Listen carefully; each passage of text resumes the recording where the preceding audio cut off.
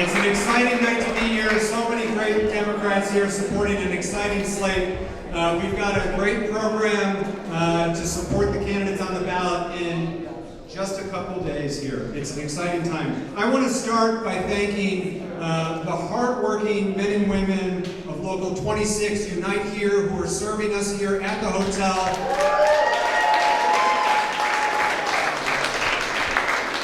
The Democratic Party of Rhode Island, the First Lady of the Biden administration would only be in a union hotel. We're proud of that. We're proud of the member of Unite Here. Thank you very much for serving us. So I am thrilled to stand here as the mayor-elect for the city of Providence. We're thrilled to have Dr. Biden in Rhode Island. She is in the state and on her way to Providence momentarily.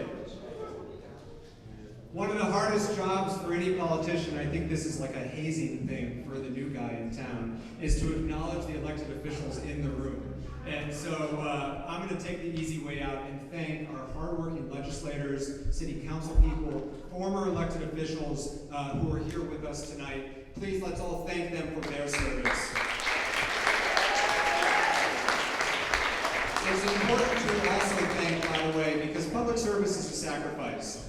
I want to thank the spouses and partners of our elected officials. These are long nights, late nights. I'm looking at a lot of hardworking council people, reps and senators who meet in the evenings when the rest of you get to be home having dinner with your families, and they're out doing the people's business. So I'd like to thank the spouses of our elected officials as well.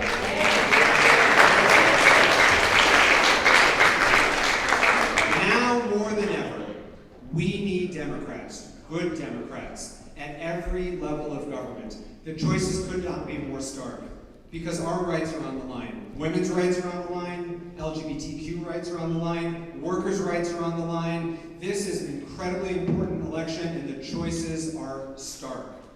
Our friends and family need to get out there and vote in just 13 days. 13 days, we have an opportunity. You know, Rhode Island gets passed over often because we're not a battleground. Well, this year we are. So we've got to talk to our friends and family. Every Democrat running in Providence, in Rhode Island, from Westerly to Woonsocket, needs our support because they're standing up for health care for our residents. They're standing up for our economy. They're standing up for our rights. They deserve our support. Your support here today is going to help us get across the finish line, but we need you to get out there and vote and talk to your friends and families and do the same.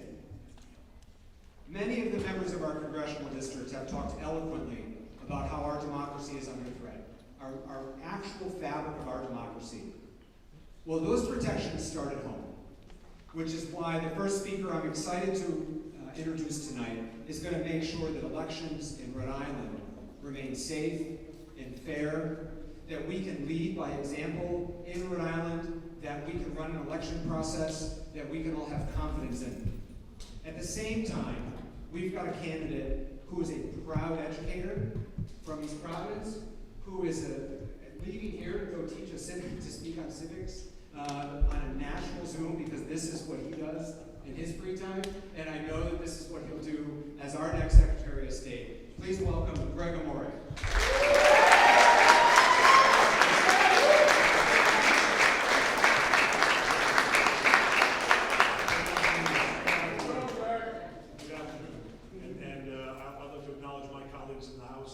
Senate here as well today.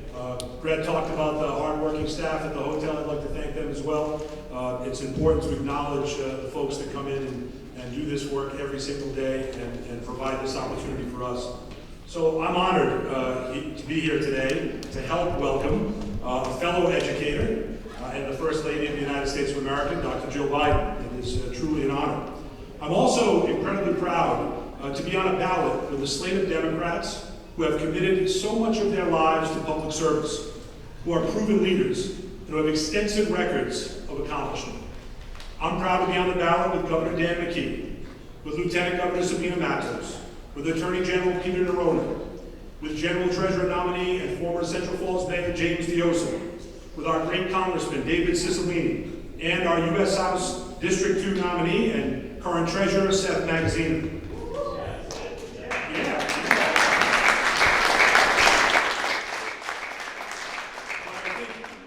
Mayor-elect Mayor-elect Smiley pointed to, there is far, far more on this ballot than those names and our records.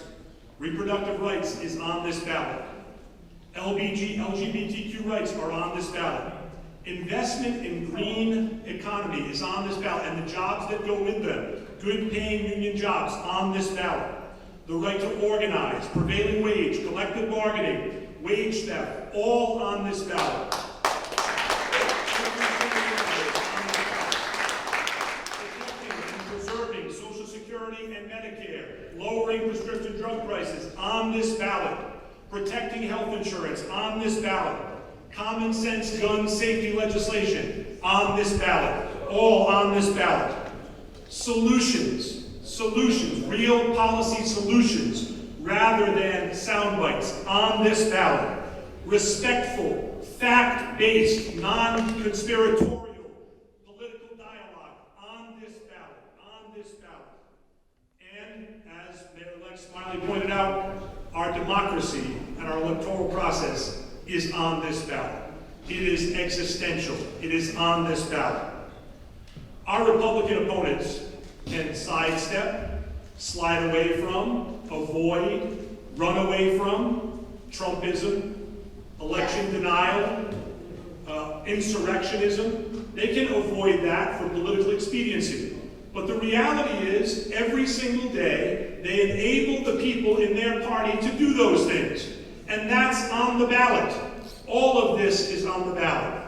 So I'm proud to stand here today, as the Mayor-elect said. The differences are stark. The choice is clear. Our motto is hope, but we cannot depend on hope. We have to get out there. We have to knock doors. We have to text. We have to talk, have conversations with our neighbors, our friends, our family members, who may not know what's on the ballot. Let's not leave it to hope. Let's work at it and make sure all those things that are on the ballot are our rights and our country going forward. I appreciate your attention. Thank you.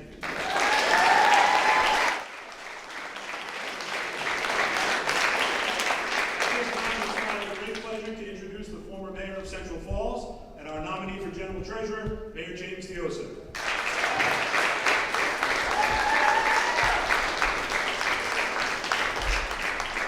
Thank you. Good evening. What an incredible day to be here, standing alongside this group of leaders. Senator Reid, White House, Representatives Langevin, Cicilline, and now future Congressman Seth Magaziner, Governor McKee, Lieutenant Governor Matos, General Verona, Representative Amore, Mayor-elect Smiley, and of course, our First Lady, Dr. Jill Biden. With less than 2 weeks to go until the election day, we must be clear about the critical choice at hand. We must fight for the values that we share, ensuring that our children can look forward to a bright future in a sustainable world, guaranteeing equality and the rights of women, creating jobs and closing the wealth gap, and ending the blue-collar drought. As many of you know, my story started in Central Falls, a small city born in the shadow of the Industrial Revolution and built on blue-collar immigrant labor. For more than a century, Central Falls was a prosperous mill town, a center of economic innovation and growth that welcomed waves of immigrants from all over the world. Yet, over time, the economy evolved, manufacturing moved overseas, and the factories were shuttered. Not long ago, one of the last factories in Central Falls, a place where my father worked for 3 decades and built the foundation of my family's American dream, closed. Fortunately, Central Falls has been reinventing itself for over the past decade. Reinvigorated by a spark of hope, the engines of economic opportunity started anew. Small businesses have filled the brick shell of the city's industrial past. A rail station is returning to the city for the first time in decades, and laborers are finding a place where they can live and grow. That is my vision for our state and for our country. From Detroit to Pittsburgh, from Woonsocket to West Warwick, the stage is being set for a blue-collar, working-class revival through entrepreneurship, innovation, and good old-fashioned hard work. Alongside my Democratic colleagues and President Biden, I intend to lead us through that revival, working close to close the wealth gap and restore the middle-class dream of quality education and a stable living in a home of our own and a secure retirement. That is what I believe in, and that is what I have fought for and what Democrats have always stood for. And this is why we need to make sure that we send Seth Magaziner to Washington and elect Democrats across the board.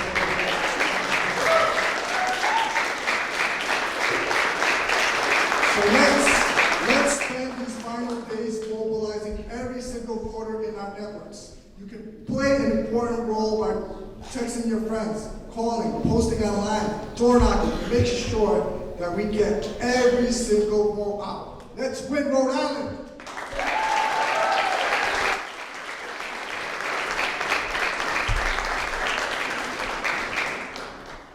So these are our general officers, along with Attorney General Peter Morona, who couldn't be here tonight, but we should be so proud to call our Attorney General, and Lieutenant Governor Sabina Matos, who is on the radio right now debating her opponent.